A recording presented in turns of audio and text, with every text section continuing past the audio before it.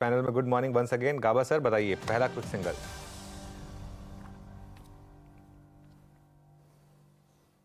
गाबा sir unmute करिए। Oh sorry sorry, माफी चाहता हूँ। स्टॉक जो मैंने चुना है इस वक्त वो है कोटक। कल हमने इसका जिक्र किया था। Target 1900, yes. 1910 possible. 1920 yes possible. Kotak अच्छा लगता है। 1870 का स्टॉक होना चाहिए, मेरे ख्याल से ध्यान देना चाहिए आज कोटक पर। कल जिक्र किया था शायद। पर ध्यान दें, चलिए इस पर जिक्र भी हुआ था। सचिन आपकी ट्रेड? देखिए, मुझे लग रहा है यहाँ पर सीमेंस में जो मोमेंटम मिल रहा है, आई थिंक वो थोड़ा सा ड्यूरेबल है। एक ट्रायंगुलर फॉर्मेशन का ब्रेकआउट है एंड 3800 के ऊपर की ओपनिंग है, तो मुझे लग रहा है एक टाइट स्टॉप लॉस लगाना चाहिए 3810 पे एंड यहाँ पर लॉन्ग्स डिप्लॉय करनी चाहिए। इंट्राडे के लिहाज से मुझे लग रहा है लगभग अराउंड 3920 तक ये पर्टिकुलर मूव एक्सटेंड होनी चाहिए, सो खरीदारी करनी चाहिए सीमेंस में।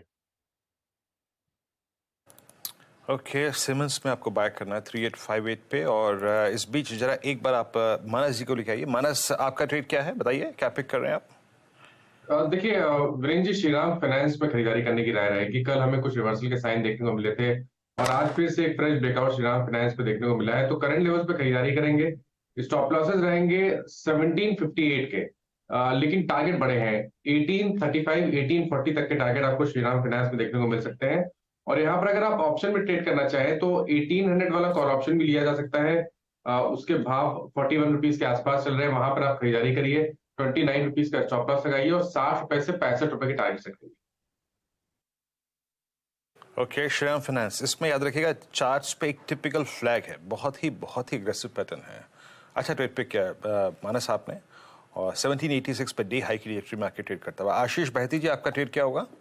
गुड मॉर्निंग वीरेन जी। HDFC AMC में खरीदारी की सलाह रहेगी। अच्छा चार्ट स्ट्रक्चर दिख रहा है और कल का एक अच्छे मूव के बाद आज वापस पॉलिसी बाइंग इंटरेस्ट इसमें दिख रहा है, तो 2265 के स्टॉप लॉस लगाकर खरीदारी की सलाह है फॉर टारगेट ऑफ 2350 के टारगेट के लिए। अच्छा एक बार जरा रिलायंस वापस लेकर आइए और निफ्टी का कंट्रीब्यूशन देखेंगे उसके बाद। रिलायंस आप देखिए, ये देखिए डे हाई पर ये हल्का सा रेड में आया, लेकिन यहाँ से अच्छा मोमेंटम शुरू हुआ और ये रिलायंस की अब एक वो बन गई है, ट्रेजेक्ट्री बन गई है कि हर लोअर लेवल पर यहाँ पर बाइंग आ रही है। 10 पॉइंट का कंट्रीब्यूशन यहाँ पर रिलायंस की वजह से। देखिए वो ऑब्वियसली स्टैंडर्ड डिस्क्लेमर स्क्रीन पर रहेगा, लेकिन सबसे बड़ा स्टॉक मार्केट का और यहाँ पर अच्छे मूव्स इस समय आ रहे हैं।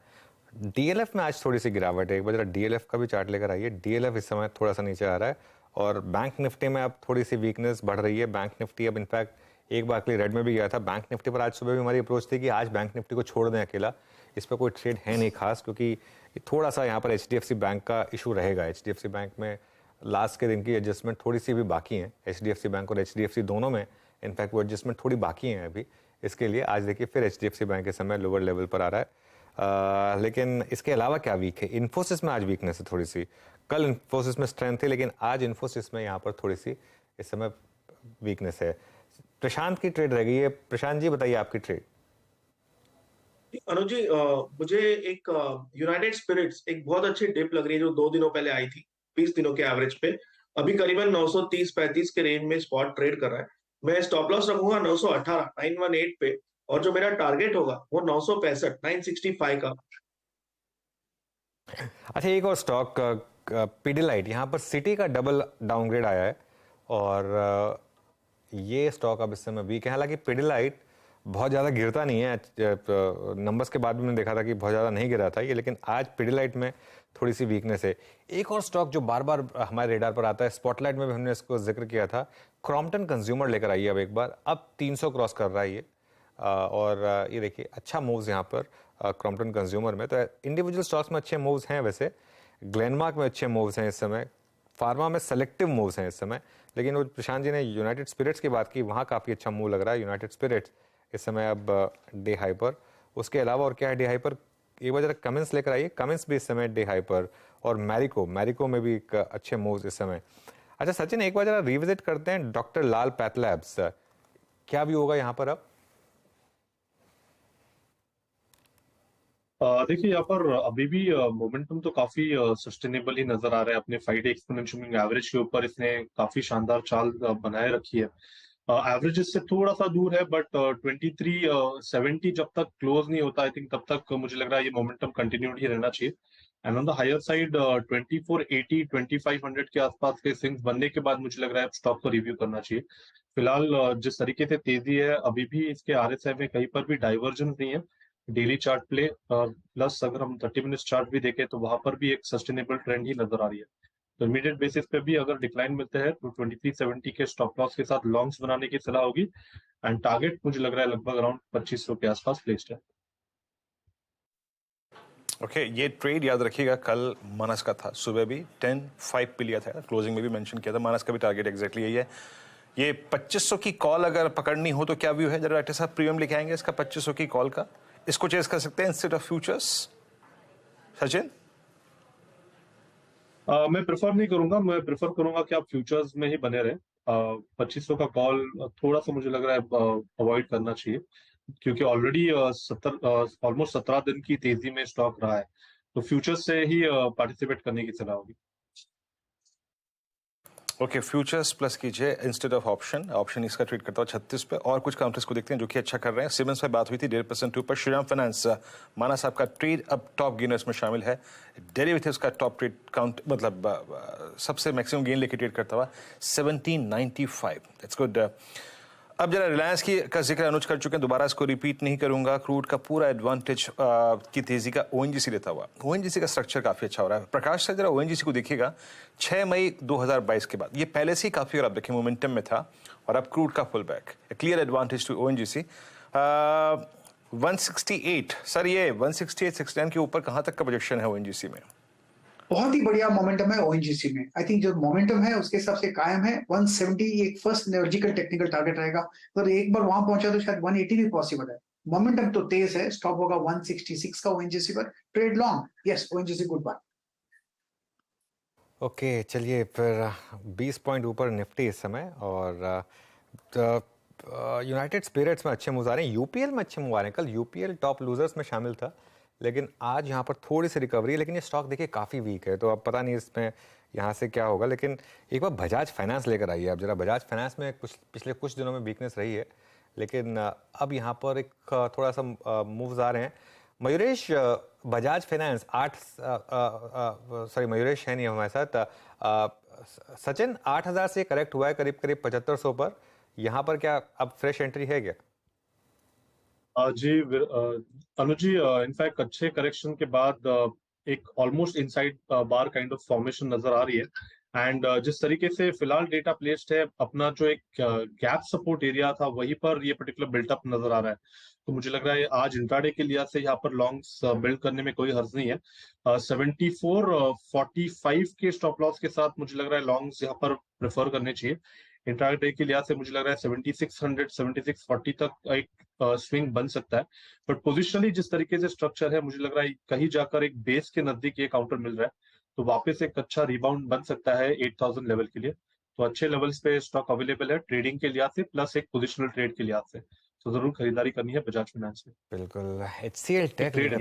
HCL, हाँ सचिन बताइए। बिल्कुल अनुज जी, यहाँ पर एमजीएल में एक फ्रेश ब्रेकआउट नजर आ रहा है। एक अच्छे कंसोलिडेशन के बाद जो जिस तरीके से यहाँ पर ओपनिंग हुई है 1120 के यहाँ पर, तो मुझे लग रहा है यहाँ पर मोमेंटम अच्छा होना चाहिए। 1160 के टारगेट के लिए मुझे लग रहा है यहाँ पर फ्रेश लॉन्ग्स बनाने चाहिए। स्टॉप लॉस आपको यहाँ से 1112 पे लगाना है एंड फ्रेश खरीदारी करनी है एमजीएल के फ्यूचर्स में। एमजीएल के फ्यूचर्स में फ्रेश बाइंग करनी है। मैं बात कर रहा था HCL टेक की एक बार फिर से। HCL टेक एक बार जरा स्क्रीन पर लेकर आइए। इस महीने का सबसे बड़ा लूजर, लेकिन देखिए क्लियरली आज मार्केट की कमान फिर संभाली है रिलायंस ने। और अब रिलायंस जो है, मानस मुझे याद है जब रिलायंस में वो ब्रेकआउट आया था, आपने 2800 की कॉल पकड़ी थी। वो एक बार जरा उस कॉल को लेकर आइए। वो 2800 की कॉल आई थिंक उस दिन 20 या 22 रुपये के करीब थी, अगर मेरी मेमोरी सही है तो। एक बार जरा वो कॉल भी फायर करिए, रिलायंस के 2800 की कॉल। मानस, आपको याद होगा एग्जैक्टली क्या लेवल था उस दिन 2800 की कॉल का? अभी 44 पर इस समय। वो ट्रेड बहुत अच्छे से ग्रिप में होगी आपके इस समय। अब यहाँ से क्या व्यू होगा? देखिए, मैंने इसलिए उस दिन कॉन्फिडेंस दिखाया था क्योंकि रिलायंस में एक फ्रेश ब्रेकआउट देखने को मिला था, इसलिए मैंने out of money call option recommend किया था। और अभी भी अगर आप रिलायंस के पैटर्न देखेंगे तो अब तो ब्रेकआउट आने के लिए स्टॉक तैयार हुआ है। अगर आप लॉन्ग टर्म चार्ट पे देखेंगे तो जो पहले के हाईस थे 2800 2840 के आसपास, उस रेंज में आने की कोशिश कर रहा है रिलायंस। पैटर्न इतना पॉजिटिव है कि आप बिल्कुल उम्मीद कर सकते हैं कि इस बार वो लेवल्स ब्रीच होंगे और कम से कम 2920 2925 तक के भाव देखने को मिल सकते हैं। इसलिए अभी भी उस ऑप्शन में आप बने रह सकते हैं।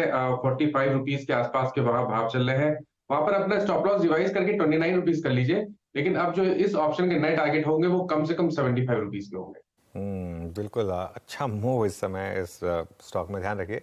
ये स्टैंडर्ड डिस्क्लेमर आएगा आपकी स्क्रीन पर। कंट्रीब्यूशन प्लेट एक बार वापस लेकर आते हैं निफ्टी की, क्योंकि अब निफ्टी फिर से एक बार अटेम्प्ट ले रहा है और उस क्लस्टर में जाने की। उसमें फिर से सबसे बड़ा कंट्रीब्यूशन रिलायंस का, जो सुबह 5 या 6 पॉइंट था, अब 26 पॉइंट। देखिए पूरा का पूरा निफ्टी का गेन सिर्फ एक स्टॉक की वजह से आज क्लियरली, और वो है रिलायंस। आज डीएलएफ में अच्छी वीकनेस है। गाबा सर एक बार डीएलएफ का चार्ट देखिए, इसको क्या ब्रेकडाउन मानेंगे या फिर अपॉर्चुनिटी है बाय करने की?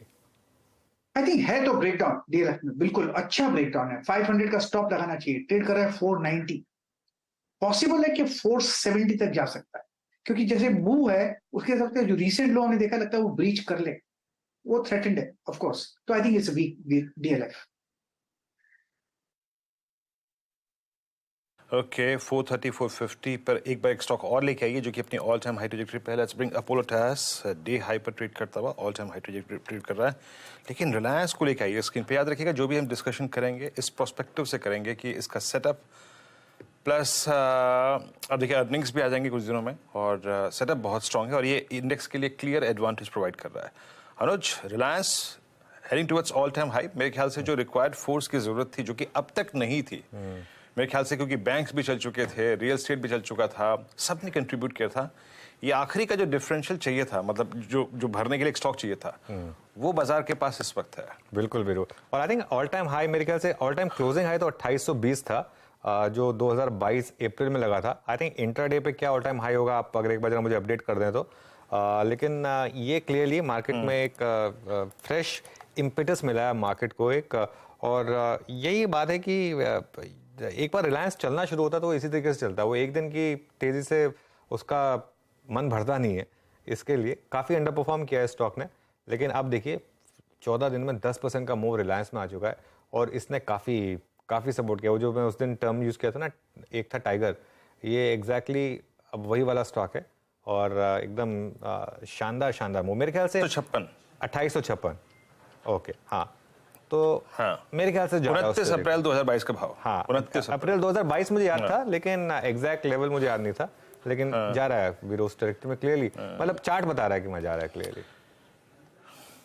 बिल्कुल। और एक चीज याद रखिएगा, ये वही डेट 29 अप्रैल से लेकर अब तक टाइम फ्रेम को देखें तो आप एक साल की जो स्लोपिंग डाउनवर्ड ट्रैजेक्टरी है वो कटती हुई। अगेन याद रखिएगा, अनुज जो टिप्पणी कर रहे हैं, मैं जो टिप्पणी कर रहा हूँ सिर्फ इस पर्सपेक्टिव से कि अगर हमें 19500 के सबसे बड़े कॉल राइटर्स को स्ट्राइक करके क्रॉस करना है तो वो कौन सा पॉसिबल कैंडिडेट हो सकता है जो कि कंट्रीब्यूट कर सकता है। इस चैनल का स्वामित्व प्रबंधन रिलायंस इंडस्ट्रीज होल्ड करते हैं, सिर्फ डेटा के आधार पर बात कर रहे हैं। Let's bring Coal India. एक और स्टॉक फ्यूचर लेके आइए आपकी स्क्रीन पे। 236, यहाँ पर पैटर्न अच्छा है। एक बार आशीष बहती जी देखिएगा, कोल इंडिया अच्छा मूव, डे हाई की ट्रैजेक्टरी में आके ट्रेड करता हुआ। जी वीरेंद्र जी, काफी अच्छा मूव कोल इंडिया में और ओएनजीसी दोनों स्टॉक्स में देखने मिल रहा है। और जिस हिसाब से कोल इंडिया यहाँ से मूव कर रहा है, मुझे लग रहा है कि एक बड़ा लेवल से यहाँ पे भी 240 का जो लेवल है इमीडिएटली वो आता हुआ देखने मिल सकता है, जो कि इसका गैप भी है वो ये फिल करने का अटेम्प्ट कर रहा है। तो खरीदारी की सलाह रहेगी। जिसमें स्टॉप लॉस मेंटेन करना है वो 234 का एक एसएल मेंटेन करे। For a first target of 240 के लिए इसमें पोजीशन बनाने की सलाह है।